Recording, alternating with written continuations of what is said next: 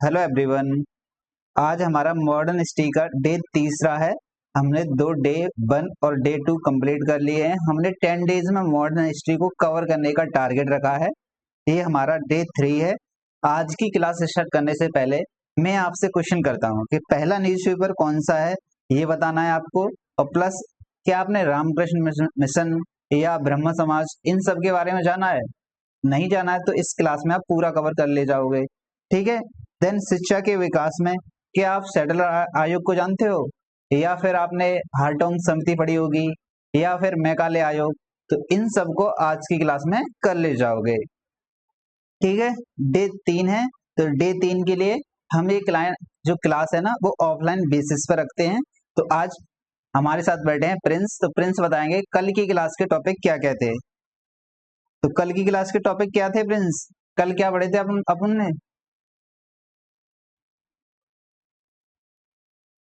कल जैसे क्या पढ़े थे? कोई टॉपिक नहीं याद आ रहा है? भू राजस्व व्यवस्था वगैरह हैं, ये सब कल की क्लास के टॉपिक थे ना? या फिर बंगाल में द्वैत शासन हो, या फिर सहायक संधि हो, या व्यक्तिगत सिद्धांत हो, ये सब किसके कल की क्लास के टॉपिक थे। आज की क्लास के हमारे टॉपिक रहेंगे सामाजिक एवं धार्मिक सुधार आंदोलन। उनमें जैसे महिलाएं एवं दलित उत्थान के आंदोलन क्या हैं, मुस्लिम समाज के सुधार आंदोलन क्या है, सामाजिक सुधार संबंधी अधिनियम है जैसे सती प्रथा है, या फिर ठगी प्रथा है, दास प्रथा है, इन सबको कैसे उन्मूलन किया था, इन सबको देखेंगे। आधुनिक शिक्षा का विकास कैसा हुआ है, ये सब देखेंगे, ठीक है। पीवाईक्यू के साथ हम अपने यानी हर एक टॉपिक करेंगे, देन उसके साथ एमसीक्यू भी लगाएंगे। तो सबसे पहले समझ लो भारत में सामाजिक एवं धार्मिक सुधार आंदोलन का मीनिंग क्या होता है, अर्थ क्या होता है। जैसे सामाजिक है और धार्मिक है, सुधार है, सुधार का मतलब यानी कि समाज में प्लस धर्म में कुछ बुराइयां आ रही होंगी, उनको क्या करना है, हमें सुधार करना है। तो बुराइयां कैसी आ रही होंगी? जैसे समाज में सती प्रथा है, ठगी प्रथा है, दास प्रथा है, ये बुराइयां आ रही हैं। धर्म में कैसी आएंगी? तो धर्म में जैसे कि आप कर्मकांडीय ज्यादा अपना रहे हो, आप उसमें यानी विभाजन कर रहे हो कि एक वर्ग ही ये काम करेगा, देन ये सब क्या है, धार्मिक बुराइयों के ही पार्ट हैं। तो एक बार इनको देख लो, प्रमुख कारण क्या है धार्मिक धार्मिक सुधार आंदोलन के। जैसे समाज में सती प्रथा, बाल विवाह, बहु विवाह, अस्पृश्यता, जाति प्रथा, पर्दा प्रथा, अंधविश्वास जैसी कुरीतियां थी। तो इन कुरीतियों को दूर करने के लिए समाज सुधार आंदोलन का स्टार्ट होना जरूरी था। महिलाओं की स्थिति दयनीय थी, विधवा पुनर्विवाह इन पर रोक लगी हुई थी। ईसाई मिशनरियों 1813 से जो 1813 का एक्ट आता है तो उसके तहत क्या आते हैं, ईसाई मिशनरी आते हैं, इन सब की। देन भारतीय समाज में सामाजिक एवं धार्मिक जागृति की आवश्यकता थी, तो इनके पीछे सामाजिक सुधार आंदोलन की आवश्यकता थी। अब इस बेसिस पर ही कि बेसिक में ही एक प्रश्न ढूंढो आप। तो प्रश्न है, भारत में सामाजिक एवं धार्मिक सुधार आंदोलन का मुख्य उद्देश्य क्या था? तो मुख्य उद्देश्य क्या था, यानी जो समाज में कुरीतियां विद्यमान है उनको क्या करना है, समाप्त करना है। दूसरा क्वेश्चन है, सामाजिक सुधार आंदोलन पर सबसे अधिक प्रभाव किसका पड़ा था? तो सबसे अधिक प्रभाव किसका पड़ेगा, पाश्चात्य शिक्षा और आधुनिक विचारों का। क्योंकि जो कुरीतियां थी ना वो भारतीय परंपरा में एक अवधि के साथ जनरेट हुई थी, तो इन अवधि को दूर करने के लिए, परंपराओं को या इन कुरीतियों को दूर करने के लिए पाश्चात्य शिक्षा, आधुनिक विचारों, इन सब का प्रभाव रहा था, ठीक है। तो अब हम राजा राममोहन राय और उनकी ब्रह्म समाज इनके बारे में पढ़ेंगे डिटेल से। तो सबसे पहले हम टॉपिक में क्या रखेंगे, जो इम्पोर्टेंट फैक्ट हैं उनको याद रखना है हमें, जो अननेसेसरी फैक्ट हैं उनको याद नहीं रखना है। तो क्लास यानी क्लास के दौरान ही आपको क्या करना है, हर एक टॉपिक याद करना है। तो ठीक है, तो पहले समझो कि राजा राममोहन के बारे में। तो राजा राममोहन राय भारतीय पुनर्जागरण के जनक बोले जाते हैं। पुनर्जागरण का मतलब है कि इन्होंने समाज की कुरीतियों पर आवाज उठाई थी। ये उच्च वर्ग से आते थे लेकिन फिर भी इन्होंने क्या किया, निम्न वर्ग की महिलाओं की इन सब का उत्थान का काम किया, इनके लिए उत्थान के लिए काम किया था। तो क्या बोले जाते हैं, पुनर्जागरण के जनक बोले जाते हैं। देन ऐसे ही इन्हें राजा की उपाधि दी थी तो वो मुगल शासक अकबर द्वितीय ने राजा की उपाधि दी थी इनको। किसने उपाधि दी थी? राजा की उपाधि अकबर द्वितीय ने, मुगल शासक था। देन फिर 1815 में ये आत्मीय सभा की स्थापना करते हैं। किसकी स्थापना करते हैं? 1815 में आत्मीय सभा की स्थापना करते हैं ब्रह्म समाज के अग्रदूत। यानी कि उस ब्रह्म समाज की स्थापना 1828 में होती है, उससे पहले आत्मीय सभा आती है, याद रखना है। आत्मीय सभा कब आती है? 1815 में आती है। तो प्रिंस अभी तक क्या सीखा आपने? भारतीय पुनर्जागरण के जनक कौन है? और अकबर द्वितीय ने इन्हें राजा की उपाधि दी थी। याद क्या रखना है हमें? आत्मीय सभा की स्थापना कब हुई थी? 1815 में। देन फिर इसके बाद इन्होंने 1817 में डेविड हेयर की सहायता से कलकत्ता में हिंदू कॉलेज की स्थापना की थी। तो हिंदू कॉलेज की स्थापना डेविड हेयर के साथ की थी, इनकी हेल्प से। तो हिंदू कॉलेज की स्थापना 1817 में और डेविड हेयर की सहायता से। फिर वेदांता कॉलेज की स्थापना 1825 में। 1828 में ब्रह्म समाज की स्थापना करते हैं, ब्रह्म समाज की या ब्रह्म सभा की स्थापना करते हैं। तो दो फैक्ट हैं, ये आपको भूलने नहीं है अभी। कौन कौन से? पहला, आत्मीय सभा की स्थापना कब होती है? 1815 में। दूसरा, ब्रह्म समाज की स्थापना कब होती है? 1828 में। तो राजा राममोहन राय के बारे में दो फैक्ट तो पता ही होने चाहिए। पहला कौन सा? आत्मीय सभा, दूसरा ब्रह्म समाज का। देन फिर वेदों का बंगाली भाषा में इन्होंने अनुवाद किया था राजा राममोहन राय ने। मूर्ति पूजा, बहुदेववाद, बाल विवाह, इन सब का इन्होंने विरोध किया था। ये एक ईश्वर में विश्वास करते थे, एक ईश्वरवाद की संकल्पना का समर्थन करते थे कि आप एक ईश्वर को पूजिए। इनकी कुछ रचनाएं हैं, और रचनाएं उनमें से आपको क्या याद रखना है वो भी बता दूंगा आपको। जैसे संवाद कौमुदी है, मरात उल अखबार है, तो ये याद रखने हैं। कौन से? संवाद कौमुदी, दूसरा मरात उल अखबार जो फारसी भाषा में था, ये याद रखने हैं।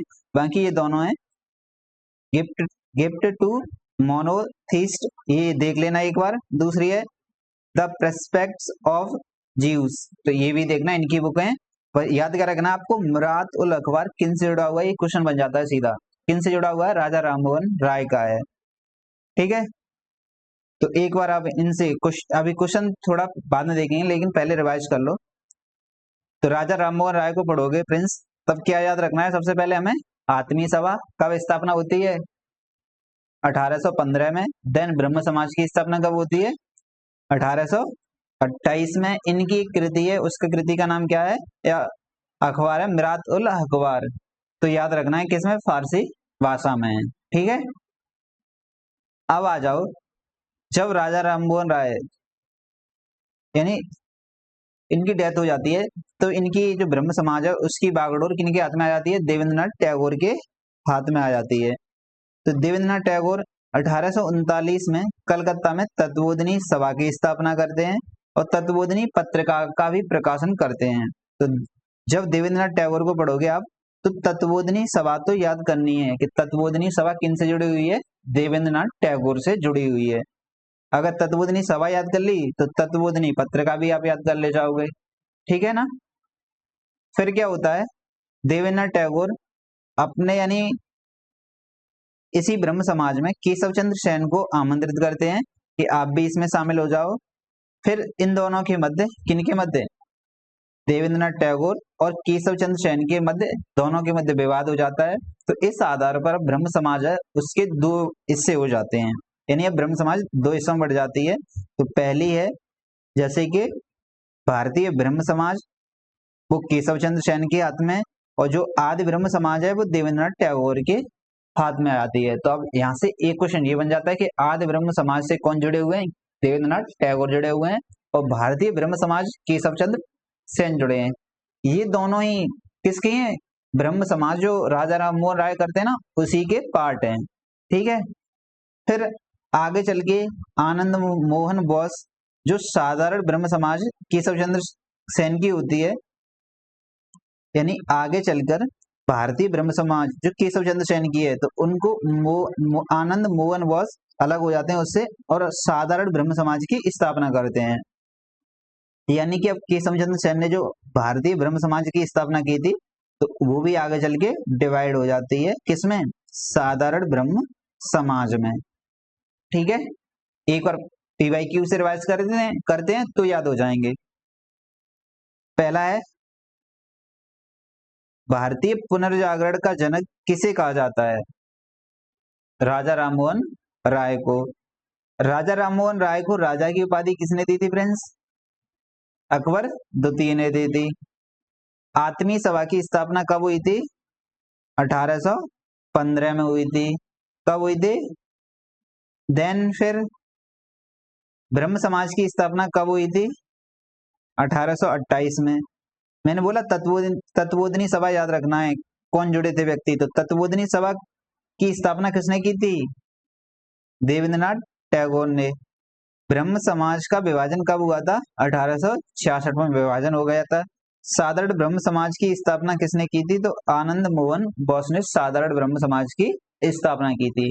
तो इस टॉपिक से इतने प्रश्न बन जाएंगे आपके। आई होप हर एक डायमेंशन आपका क्लियर हुआ होगा। तो प्रिंस इसी बात पर बताओ, ब्रह्म समाज की स्थापना कब होती है? ब्रह्म समाज की स्थापना 1828 में, अभी देखा था ना। अब हमारा नेक्स्ट टॉपिक है वेद समाज। कौन सा टॉपिक है? वेद समाज। इसमें यानी कि 1864 में इसकी स्थापना होती है मद्रास में केशव चंद्र सेन एवं के श्रीधर लू नायडू द्वारा इनकी स्थापना की जाती है वेद समाज की। ये दक्षिण भारत का ब्रह्म समाज कहा जाता है, इसीलिए याद रखना है। किस लिए? कि दक्षिण भारत का ब्रह्म समाज है कौन? वेद समाज। इसमें केशव चंद्र सेन एवं के श्रीधल्लु नारायण संबंधित हैं। ठीक है, पीवाईक्यू प्रैक्टिस करो। वेद समाज की स्थापना कब होती है? 1864 में। वेद समाज की स्थापना कहाँ होती है? मद्रास में। वेद समाज को किस नाम से जाना जाता है? तो दक्षिण भारत की ब्रह्म समाज के नाम से जाना जाता है। अब है नेक्स्ट, वो है यंग बंगाल आंदोलन। यंग बंगाल आंदोलन, इस संदर्भ में आपको क्या याद रखना है? बेसिक है, वैसे आप इसको ना देखें तब भी चल जाएगा। इस यानी संस्थापक कौन है? हेनरी विवियन डोरोजियो इसके संस्थापक हैं। Henry Vivian Derozio. इसका प्रारंभ कब होता है? तो 1820 के दशक के अंत एवं 1830 के दशक के प्रारंभ में प्रारंभ होती है यंग बंगाल आंदोलन। संस्थापक एक बार देख लेना, बाकी इस टॉपिक को स्किप करना आप। ठीक है, बाकी और भी टॉपिक हैं। एक क्वेश्चन देख लो, यंग बंगाल आंदोलन के संस्थापक कौन थे? तो हेनरी विवियन डेरोजियो। देन अब आती है प्रार्थना समाज, याद करनी है आपको ये। तो प्रार्थना समाज की स्थापना कौन करते हैं? आत्माराम पांडुरंग द्वारा इसकी स्थापना होती है। किनके द्वारा? आत्माराम पांडुरंग के द्वारा स्थापना होती है। कब होती है? 1867 में होती है। कब होती है? 1867 में होती है। महाराष्ट्र बंबई में ये करते हैं स्थापना इसकी।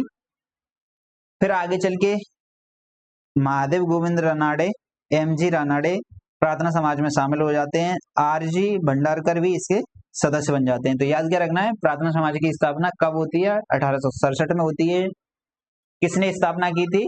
तो आत्माराम पांडुरंग के द्वारा इसकी स्थापना होती है। ठीक है, अब है नेक्स्ट में क्या पढ़ेंगे? अब क्वेश्चन लगाते हैं इस टॉपिक से। तो इस टॉपिक से क्वेश्चन लगाएंगे। जैसे पहला प्रश्न है कि प्रार्थना समाज की स्थापना कब हुई थी? तो प्रार्थना समाज की स्थापना कब हुई थी? प्रिंस, कब हुई थी प्रार्थना समाज की स्थापना? 1867 में। प्रार्थना समाज के संस्थापक कौन थे? आत्माराम पांडुरंग थे। प्रार्थना समाज के संस्थापक कौन थे?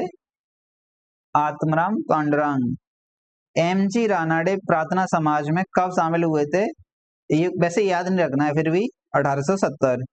प्रार्थना समाज के अन्य प्रमुख सदस्य कौन कौन थे? तो एमजी रानाडे, आरजी भंडारकर। अब आती है हमारी नेक्स्ट है सत्य शोधक समाज। कौन सी है?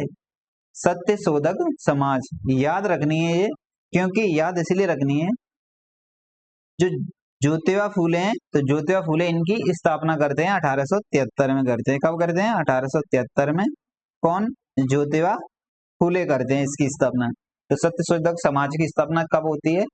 1873 में होती है। कौन करता है? ज्योतिबा फूले करते हैं। उद्देश्य क्या होता है इसका? जातिगत भेदभाव का विरोध करना है। ज्योतिबा फूले की पत्नी सावित्रीबाई फूले, अब ये दोनों मिलकर पुणे में लड़कियों का यानी पहला विश्वविद्यालय स्थापित करते हैं।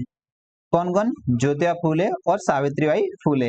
भारत की प्रथम महिला शिक्षिका कौन है? सावित्रीबाई फूले हैं।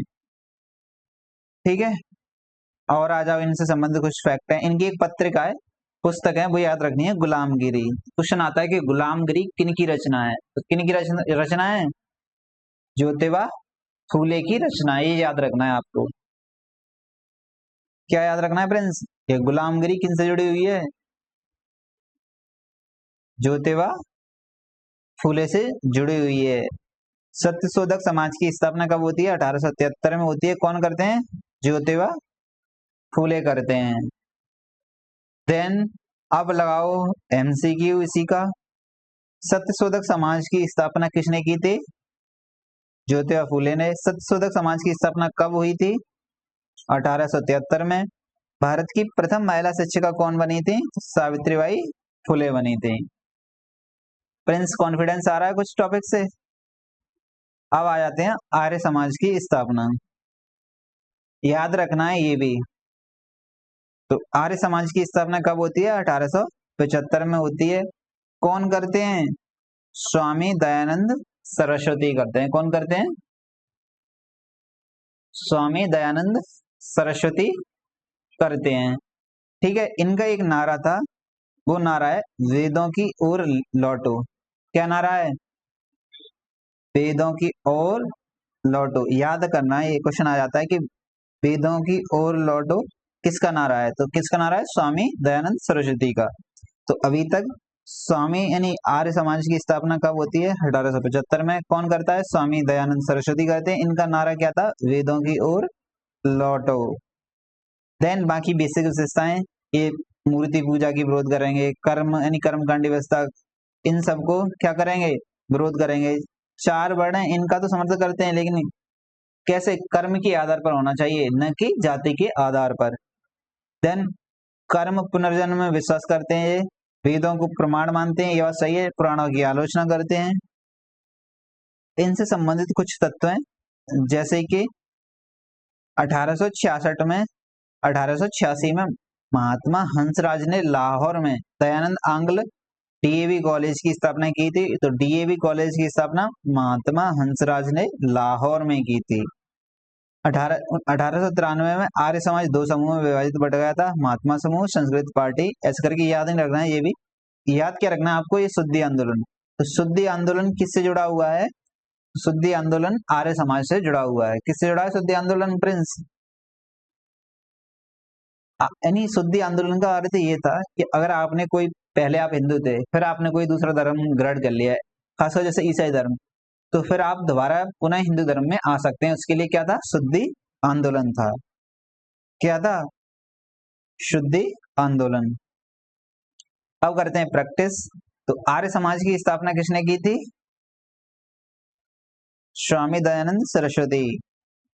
स्वामी दयानंद सरस्वती का मूल नाम क्या था? वैसे मूल शंकर देख लेना, बस क्वेश्चन नहीं आएगा।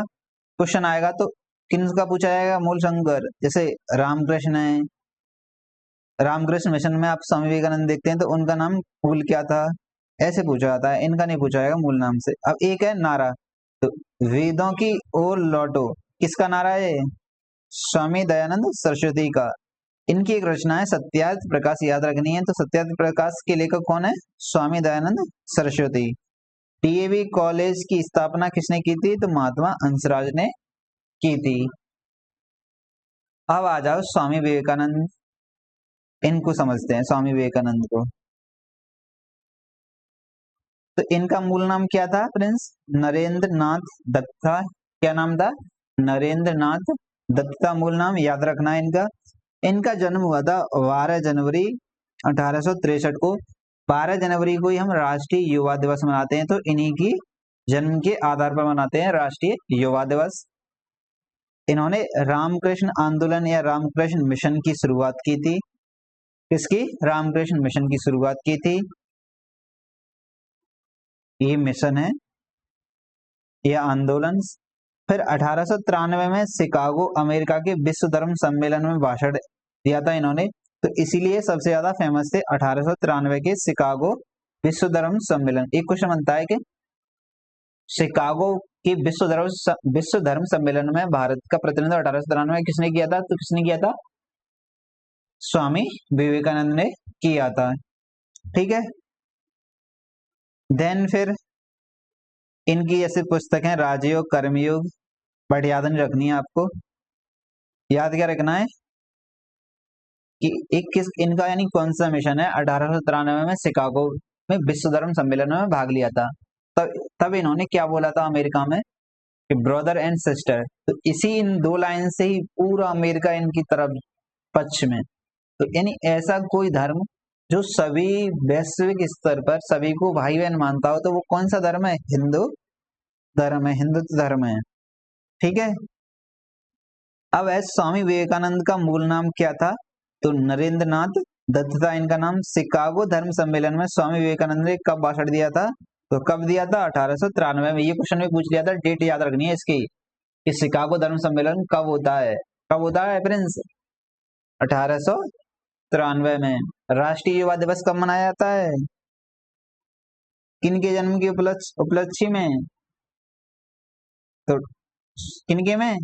स्वामी विवेकानंद की जन्म के उपलक्ष्य में। अब है रामकृष्ण मिशन। तो रामकृष्ण मिशन 1897 में स्वामी विवेकानंद द्वारा स्थापित किया जाता है। रामकृष्ण मिशन कब? 1897 में। अपने गुरु रामकृष्ण परमहंस की स्मृति में क्या करते हैं? रामकृष्ण मिशन चलाते हैं। बस इतना याद रखना है आपको कि रामकृष्ण मिशन कब शुरू होता है और किसने शुरू किया है। एक दो प्रश्न ट्राई करो। रामकृष्ण मिशन की स्थापना कब होती है? 1897 में। देन रामकृष्ण मिशन के संस्थापक कौन है? स्वामी विवेकानंद है। कौन है? स्वामी विवेकानंद है। अब आ जाओ servants of India society. Servants of India society. ठीक है। याद रखना ये भी कि सर्वेंट्स ऑफ इंडिया सोसाइटी की स्थापना 1905 में होती है। 1905 में कौन करते हैं? गोपाल कृष्ण गोखले के द्वारा इसकी स्थापना होती है। गोपाल कृष्ण गोखले इसकी स्थापना करते हैं सर्वेंट्स ऑफ इंडिया सोसाइटी की। उद्देश्य क्या होता है कि देश सेवा के लिए प्रशिक्षित कार्यकर्ता तैयार करना है।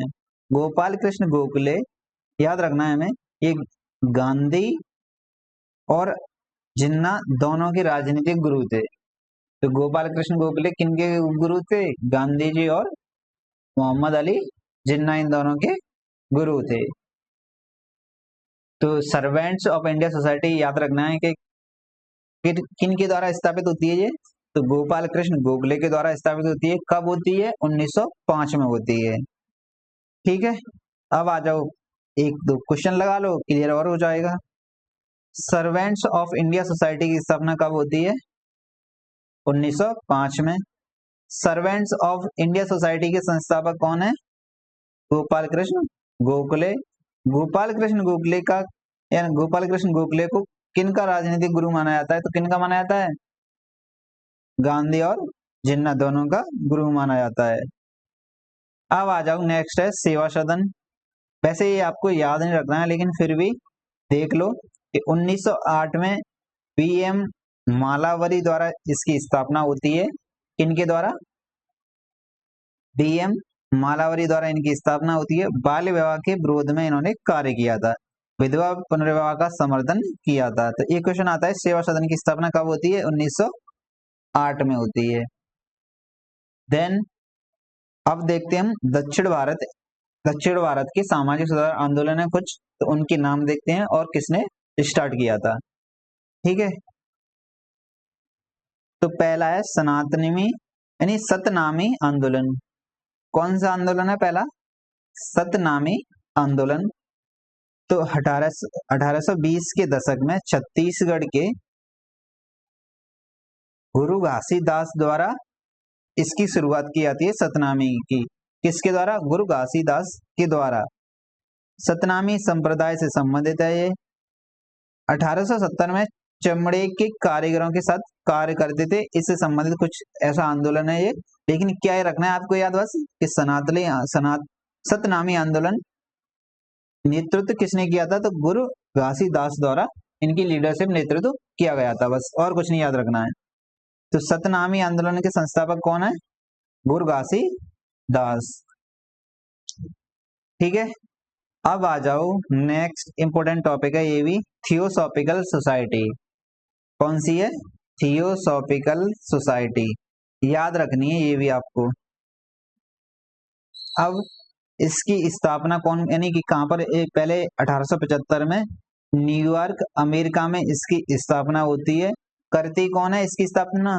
तो मैडम हेलेना और कर्नल हेनरी, ये दोनों लोग क्या करते हैं? इसकी स्थापना करते हैं थियोसॉफिकल सोसाइटी की। ठीक है, 1875 में होती है, न्यूयॉर्क में होती है, याद रखना है आपको। फिर क्या होता है कि इसका हेडक्वार्टर 1882 में भारत के अड्यार यानी मद्रास में स्थापित किया जाता है। कब? 1882 में। कहां पर? मद्रास में इसका हेडक्वार्टर बनाया जाता है। फिर एनी बेसेंट इसकी सदस्यता लेती हैं। देन 1893 में एनी बेसेंट भारत में आती हैं। ये याद रखना है कि एनी बेसेंट भारत में कब आती हैं? तो कब आती हैं? 1893 में आती हैं। क्वेश्चन बन जाता है सीधा सीधा, क्योंकि एनी बेसेंट आगे चल के फिर कांग्रेस की अध्यक्ष बनती हैं। तो अब आ जाओ एक बार बेसिक रिवाइज।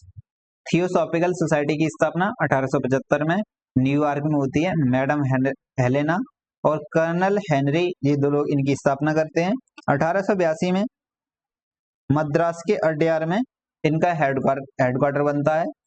देन 1893 में एनी बेसेंट इसकी आती हैं। कहां पर? इंडिया में। चलो प्रैक्टिस करो। थियोसॉफिकल सोसाइटी की स्थापना कब हुई थी? कब हुई थी प्रिंस? 1875 में। थियोसॉफिकल सोसाइटी के संस्थापक कौन थे? मैडम हेलेना और कर्नल हेनरी थे। थियोसॉफिकल सोसाइटी का अंतर्राष्ट्रीय मुख्यालय भारत में कहाँ स्थापित किया गया था? तो अड्यार मद्रास में किया गया था। देन फिर एनी बेसेंट भारत कब आई थी? तो एनी बेसेंट 1893 में भारत आती हैं। ठीक है ना। अब जाति आधारित शोषण के विरुद्ध आंदोलन है कुछ, तो उनको देखते हैं हम। पहला आंदोलन है बहिष्कृत हितकारिणी सभा। तो याद रखना ये कि डॉक्टर अंबेडकर के द्वारा स्थापित की जाती है बहिष्कृत हितकारिणी सभा। कब की जाती है? 1924 में की जाती है। कब की जाती है? 1924 में। बहिष्कृत हितकारिणी सभा, देखो ऐसे याद रख सकते हो आप कि बहिष्कृत किन के लिए होगी? दलित वगैरह के लिए। तो दलित वगैरह पर काम किसने ज्यादा किया था? तो डॉक्टर भीमराव अम्बेडकर ने काम किया था। डेट कैसे याद रखनी है? तो डेट 1924 है, ये याद रख लो कि ये अम्बेडकर के द्वारा पहला मूवमेंट चला गया होगा। ऐसे करके याद कर लो, तो 1924 याद कर ले जाओगे आप। या 1925 से एक साल पहले हुआ था, तो ऐसे याद कर सकते हैं आप। अब आ जाओ नेक्स्ट है आत्मसम्मान या सेल्फ रेस्पेक्ट मूवमेंट यानी स्वाभिमान आंदोलन। तो क्वेश्चन आता है कि सेल्फ रेस्पेक्ट मूवमेंट किसने चलाया था? किसने चलाया था? ईवी रामास्वामी नायकर चलाते हैं। कब चलाते हैं? 1925 में चलाते हैं। याद रखना है कि आत्मसम्मान या सेल्फ रेस्पेक्ट मूवमेंट कौन चलाता है? तो ईवी रामास्वामी नायकर चलाते हैं। बस एक एग्जाम में सीधा क्वेश्चन आ जाएगा क्या सेल्फ रेस्पेक्ट मूवमेंट है तो किसने लॉन्च किया था? ईवी रामास्वामी नायकर, जिन्हें पेरियार भी बोलते हैं। तो कौन है?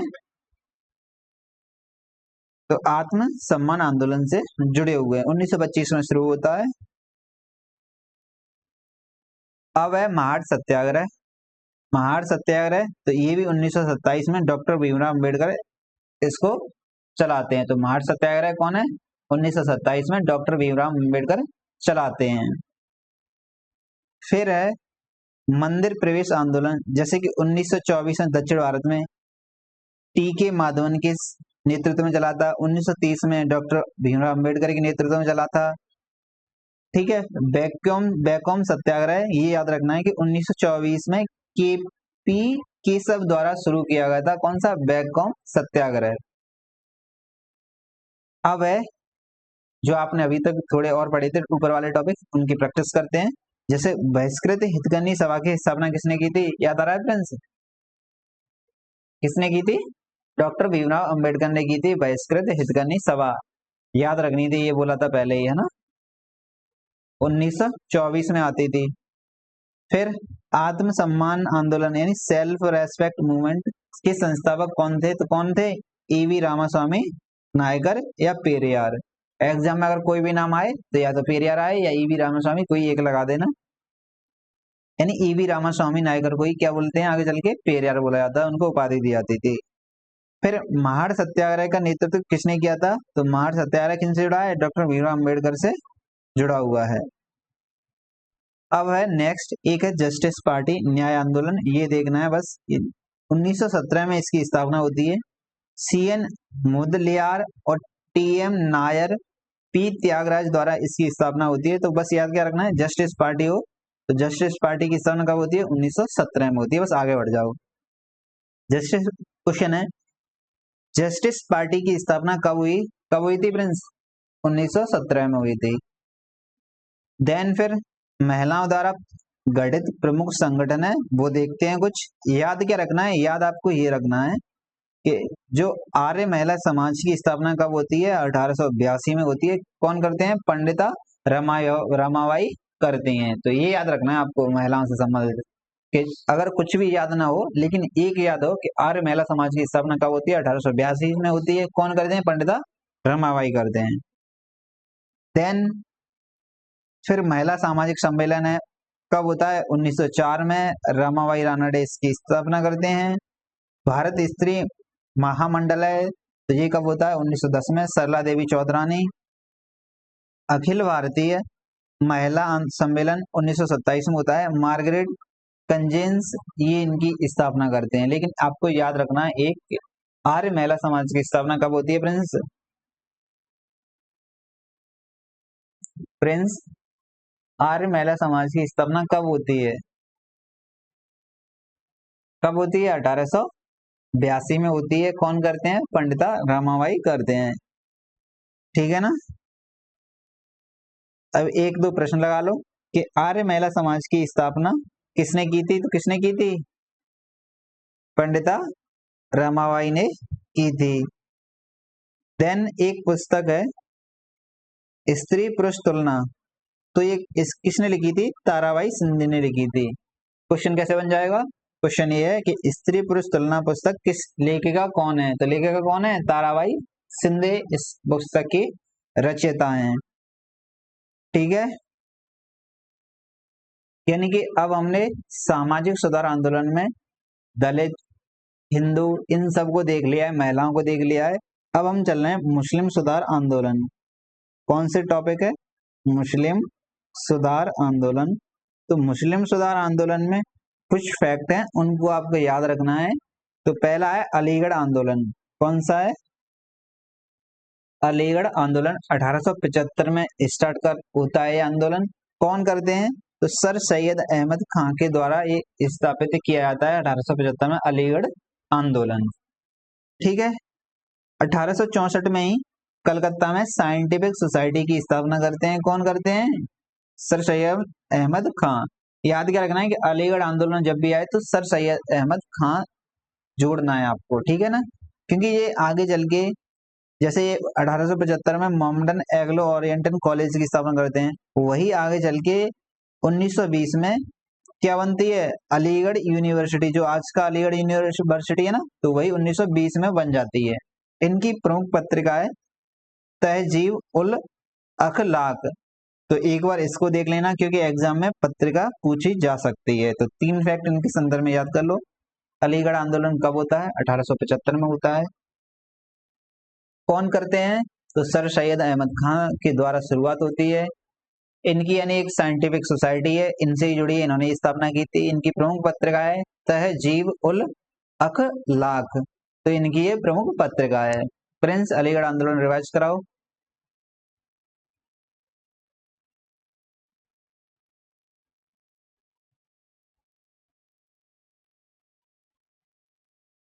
अलीगढ़ मुस्लिम यूनिवर्सिटी का नाम रख दिया था 1920 में। अब है क्वेश्चन प्रैक्टिस करते हैं। अलीगढ़ आंदोलन के संस्थापक कौन है? साइंटिफिक सोसाइटी की स्थापना कब हुई थी? 1864 में। मोमडन एंग्लो ओरिएंटल कॉलेज की स्थापना अलीगढ़ यूनिवर्सिटी से पहले क्या कब हुई थी? 1875 में इसकी।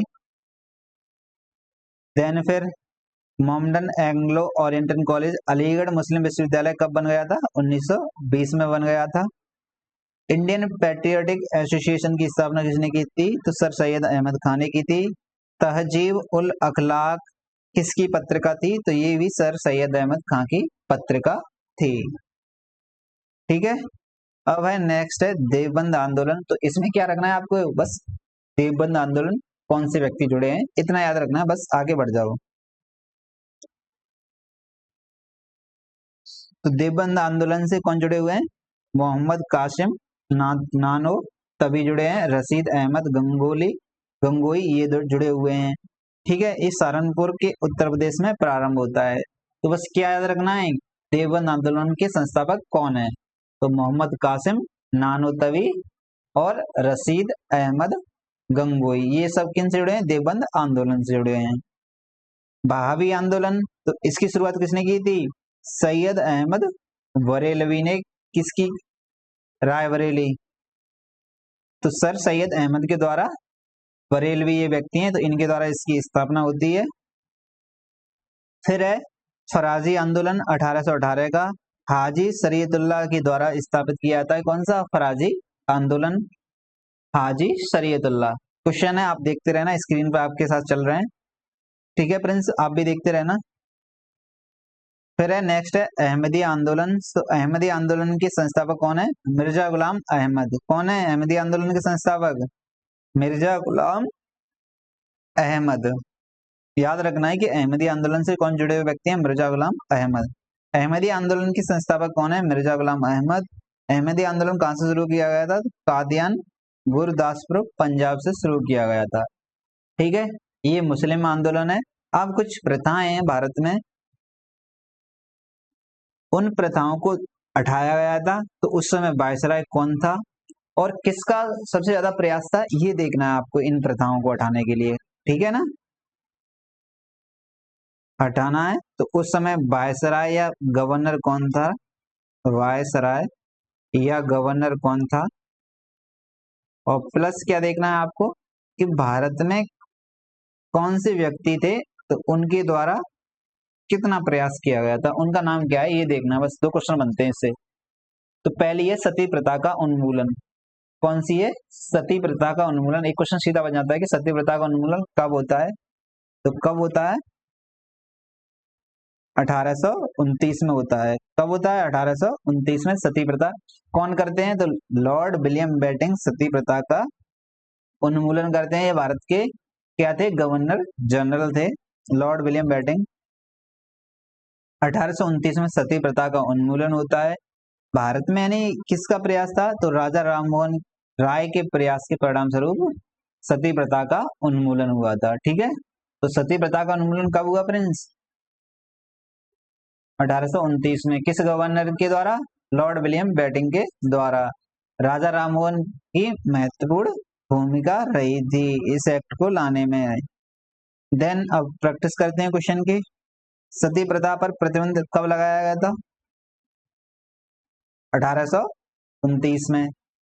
सती प्रथा पर प्रतिबंध किस गवर्नर जनरल के समय लगाया गया था? तो किस गवर्नर जनरल के समय? लॉर्ड विलियम बेंटिंक के समय। सती प्रथा उन्मूलन में किस समाज सुधारक की महत्वपूर्ण भूमिका थी? तो किसकी थी?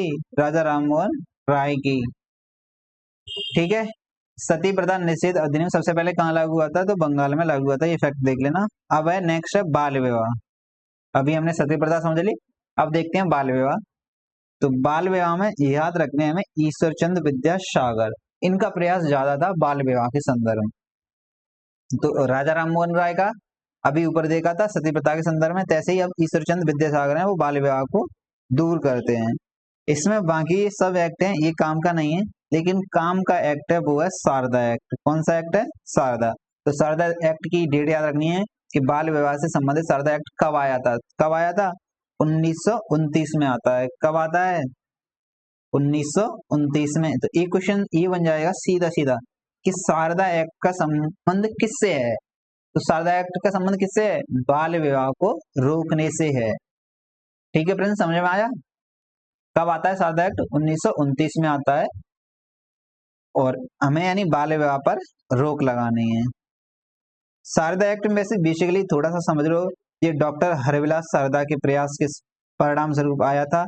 इसमें क्या था कि लड़कियों की शादी करने की न्यूनतम आयु 14 वर्ष और लड़कों की 18 वर्ष निर्धारित कर दी थी।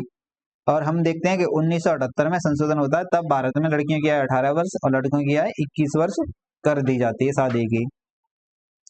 देन नेक्स्ट है, अब प्रश्न लगा लो इसी से संबंधित टॉपिक के। तो बाल विवाह निरोध अधिनियम किस नाम से जाना जाता है? तो यही शारदा एक्ट का दूसरा नाम क्या है? बाल विवाह निरोध अधिनियम 1929 में आता है। फिर है कि शारदा एक्ट कब पारित होता है? ये क्वेश्चन देखो अभी आया, कब पारित होता है? 1929 में। शारदा एक्ट किसके प्रयासों के परिणाम स्वरूप पारित होता है? तो किसके परिणाम स्वरूप? डॉक्टर हरविलास शारदा के परिणाम स्वरूप। देन फिर बाकी ये दोनों एक्ट हैं, इनको देखना नहीं है आपको। फिर है विधवा पुनर्विवाह आंदोलन। विधवा पुनर्विवाह आंदोलन। फ्रेंड्स इससे पहले बताओ, सती प्रथा कब भारत में हटाई गई थी?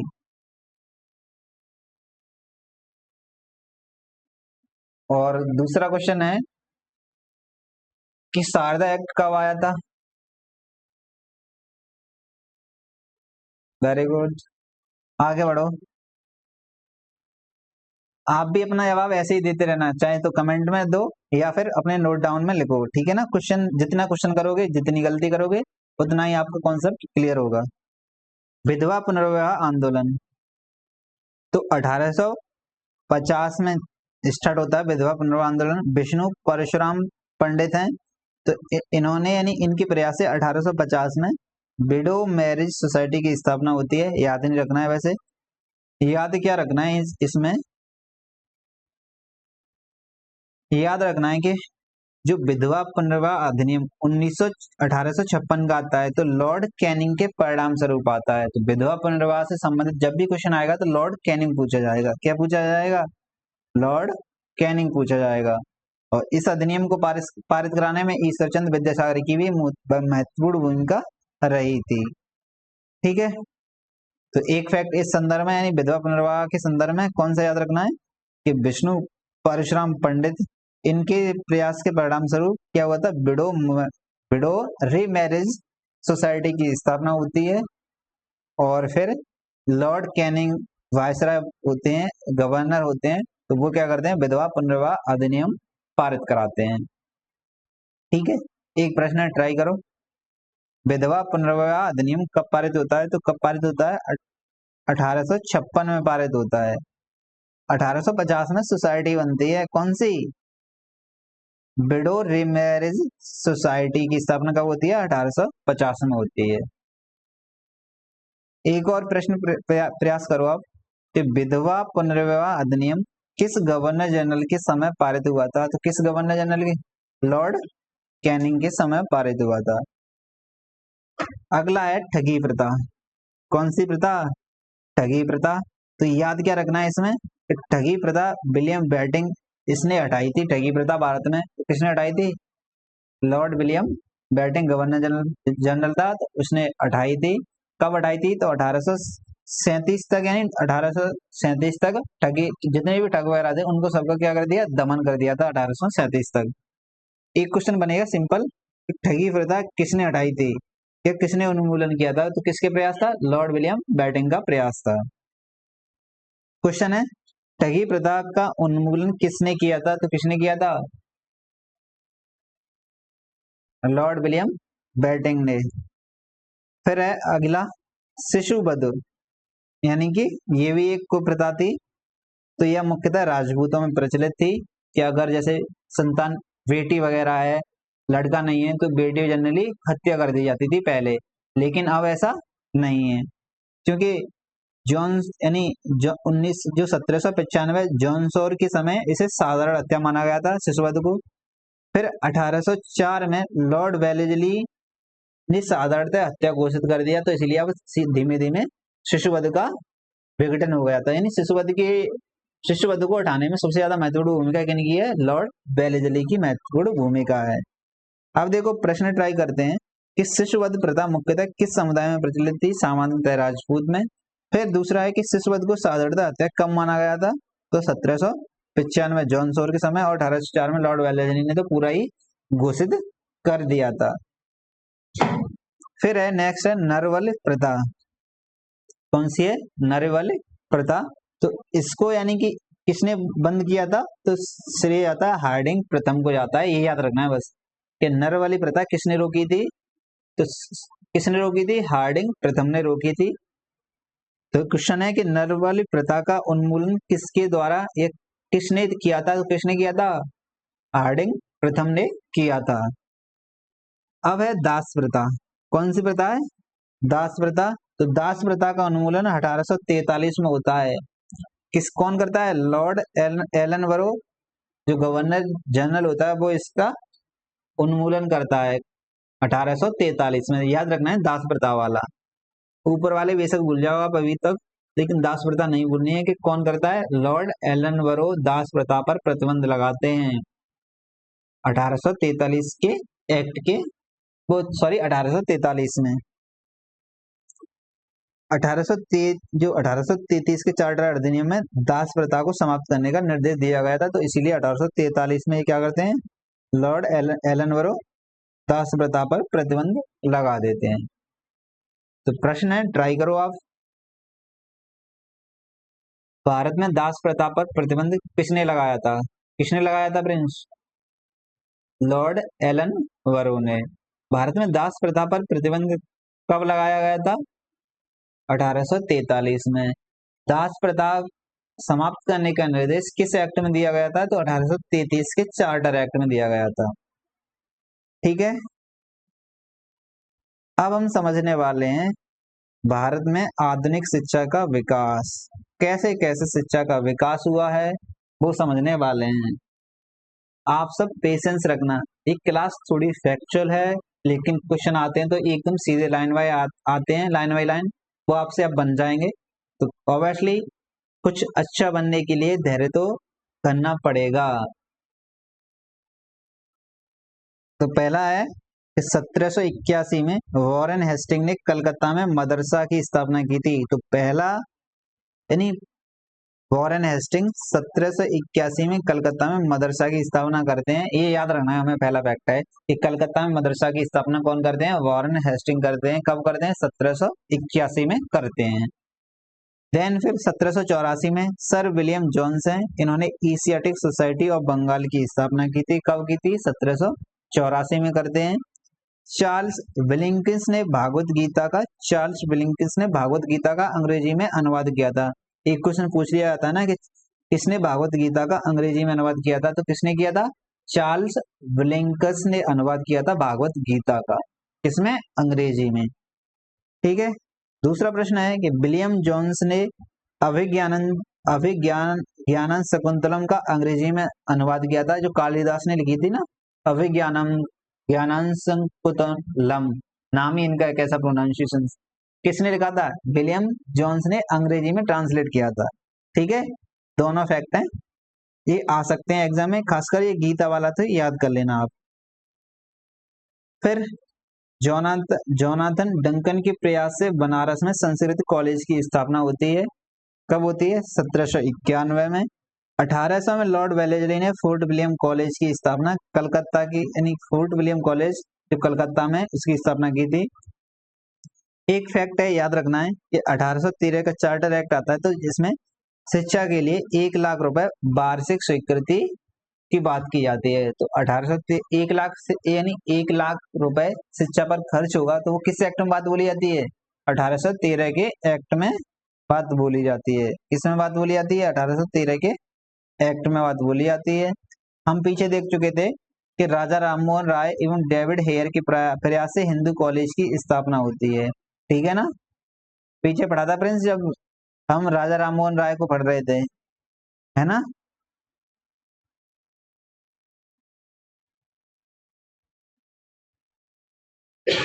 ये देखा ना आपने, 1817 में डेविड हेयर की सहायता से कलकत्ता में हिंदू कॉलेज की स्थापना हुई थी।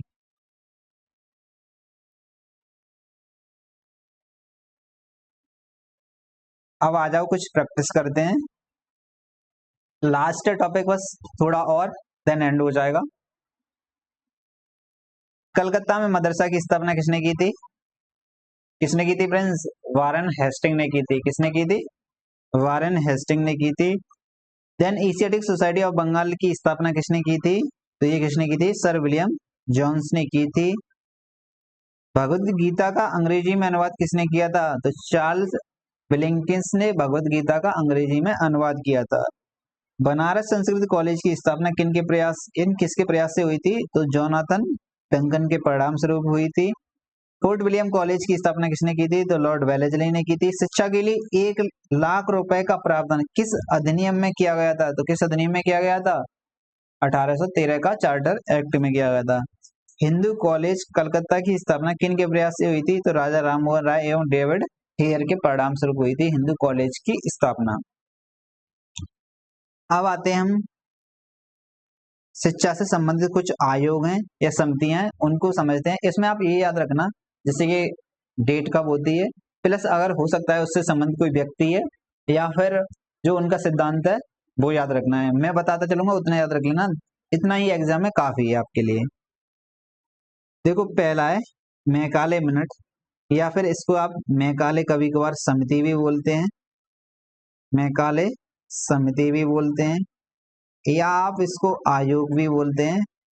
क्या बोलते हैं? आयोग बोलते हैं। तो ये सब किससे संबंधित है? ये सब शिक्षा से संबंधित है, ऐसा याद रखना है आपको अभी फिलहाल। फिर जैसे कि एक विवाद समझना है आपको, आंग्ल, और दूसरा है प्राच्य। आंग्ल प्राच्य विवाद, ये विवाद जनरली क्या होता है? आंग्ल मीन्स इंग्लिश लैंग्वेज और प्राच्य मीन्स जो भारतीय लैंग्वेज है, वे क्या है?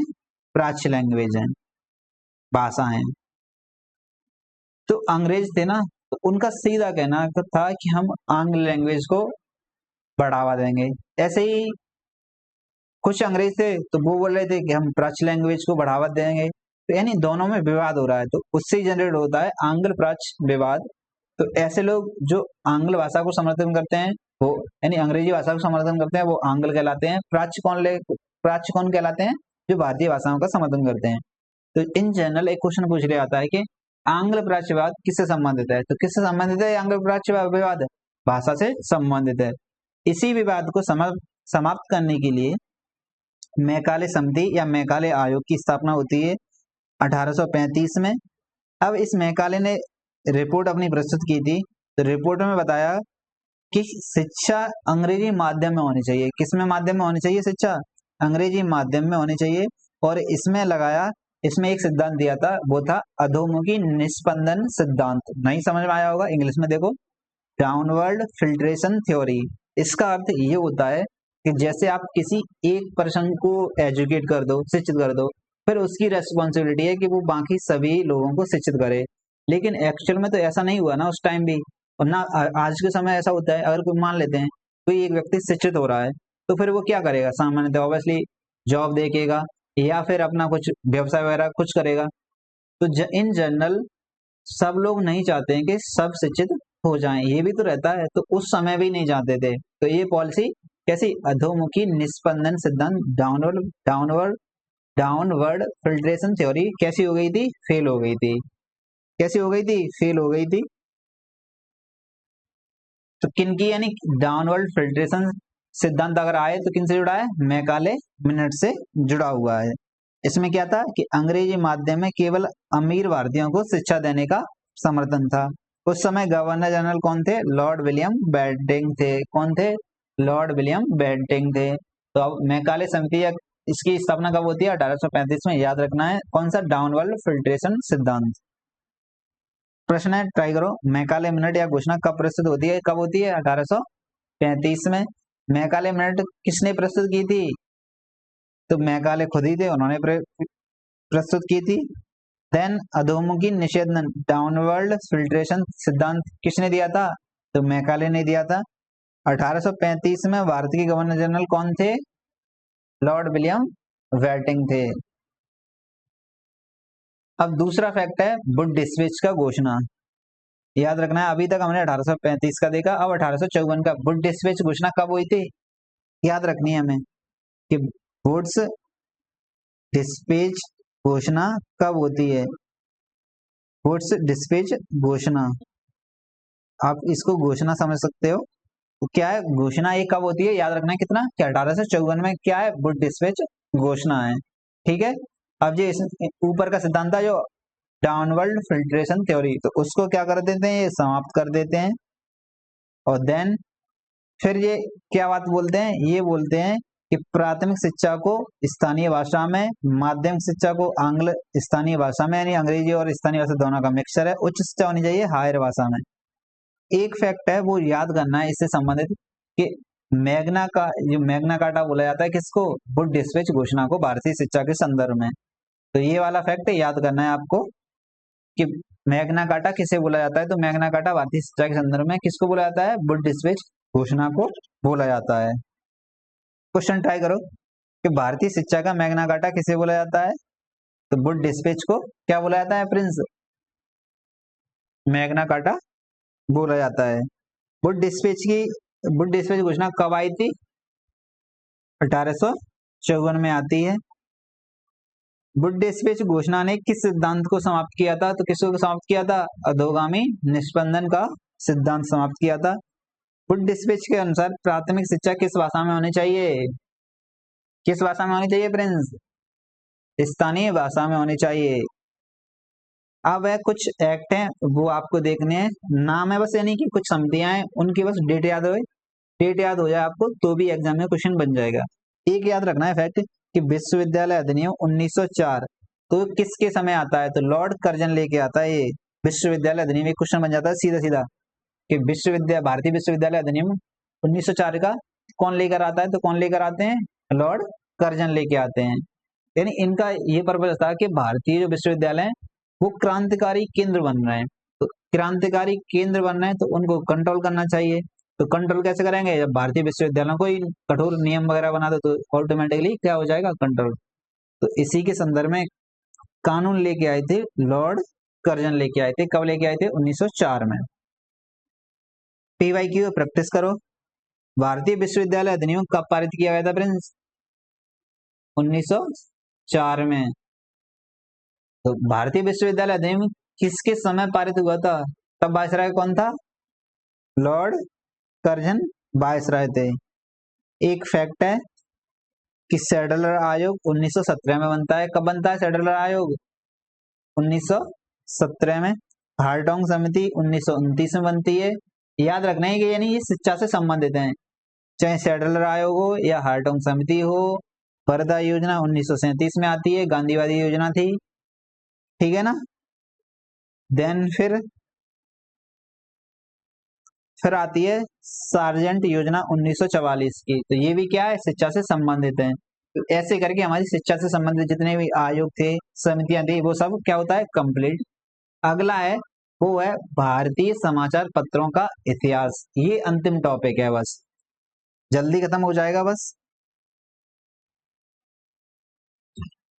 तो देखो सबसे पहले क्या होता है कि पुर्तगाली भारत में सबसे पहला प्रिंटिंग प्रेस लाते हैं, यानी कि सबसे पहले भारत में प्रिंटिंग प्रेस कौन लेके आते हैं? पुर्तगाली लेके आते हैं, याद रखना है। दूसरा फैक्ट याद रखना है कि जेम्स ऑगस्टन हिक्की ने भारत का पहला समाचार पत्र द बंगाल गजट लॉन्च किया था। कब किया था? 1780 में। कौन सा? द बंगाल गजट, याद रखना है, पहला समाचार पत्र है भारत का। जेम्स ऑगस्टन हिक्की लॉन्च करते हैं इसको। ठीक है, याद रखना है फ्रेंड्स, भूलोगे तो नहीं अब। चलो बताओ, भारत में जो भारत में मुद्रा मुद्रा या प्रिंट प्रेस थी ना, प्रिंटिंग प्रेस मशीन, तो फिर वो सबसे पहले कौन लाए थे? कौन लाए थे प्रिंस? पुर्तगाली लेकर आए थे। बस ये बताओ, पुर्तगालियों का क्रम था कौन सा था, यानी सबसे पहले कौन आता है, सबसे बाद में कौन आता है, बताना प्रिंस। यानी पहले पुर्तगाली आते हैं और अंतिम कौन आते हैं? फ्रांसीसी। तो बीच में क्रम क्या था?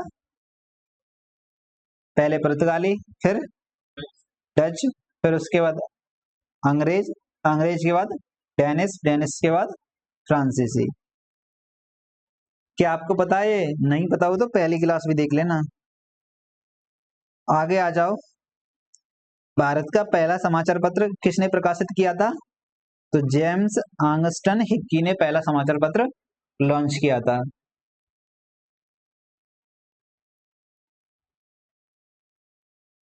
फिर है समाचार पत्र सेंसरशिप अधिनियम 1799 का, देख लेना, बेलेजली लेकर आते हैं। लेकिन आपको एक फैक्ट है वो जानना है कि प्रेस अधिनियम 1835, मेटकॉप अधिनियम, चार्ल्स मेटकॉप द्वारा लाया जाता है। उस समय वायसराय यानी गवर्नर जनरल थे ये। इन्होंने क्या किया था कि प्रेस को अब उस पर रेगुलेशन वगैरह कंट्रोल कम कर दिया था, तो इसीलिए इनको क्या बोला जाता है, मेटकॉप को भारतीय समाचार पत्रों का मुक्तिदाता बोला जाता है। किसको? चार्ल्स मेटकॉप को। ये याद रखना है आपको, आधी रात कोई पूछ ले तब भी, कि भारतीय समाचार पत्रों का मुक्तिदाता कौन है? चार्ल्स मेटकॉफ थे। कौन है? Charles Metcalfe. एक क्वेश्चन है, देखो ट्राई करो। भारतीय समाचार पत्रों का मुक्तिदाता किसे कहा जाता है, किसको बोला जाता है प्रिंस? चार्ल्स मेटकॉफ को बोला जाता है। फिर आगे, अब एक एक्ट है उसका नाम याद रखना है कि देसी भाषा समाचार पत्र अधिनियम, जिसको वर्नाकुलर प्रेस एक्ट बोलते हैं, कब आता है? 1878 में। तो बर्ना ये विवाद है, यानी जैसे हिस्ट्री में अपने आप कुछ टॉपिक होते हैं, तो वैसे ही एक वर्नाकुलर प्रेस एक्ट भी टॉपिक है अपना विवाद का। कब आता है? 1878 में आता है। कौन लेकर आता है, याद रखना है, गवर्नर जनरल या वायसराय। तो कौन लेकर आता है? लॉर्ड लिटिन वायसराय होता है उस समय। 1878 में लेकर लेकर आता है। लेकिन 1882 में लॉर्ड रिपन आते हैं, तो वो क्या कर देते हैं, इसको समाप्त कर देते हैं। किसको? वर्नाकुलर प्रेस एक्ट को। इतना विवादास्पद स्वरूप था ये। वर्नाकुलर प्रेस एक्ट कब पारित हुआ था? कब हुआ था प्रिंस? 1878 में। वर्नाकुलर प्रेस एक्ट किसके समय पारित हुआ था? उस समय वायसराय कौन था? Lord Latin. Vernacular press act को किसने समाप्त किया था? तो किसने समाप्त किया था? लॉर्ड रिपन ने समाप्त कर दिया था। ठीक है ना फ्रेंड्स? तो डे 3 का, यानी हमारा डे 3 का सिलेबस कंप्लीट होता है। आज की क्लास हम यहीं पर एंड करते हैं। आई होप कॉन्फिडेंस आया होगा।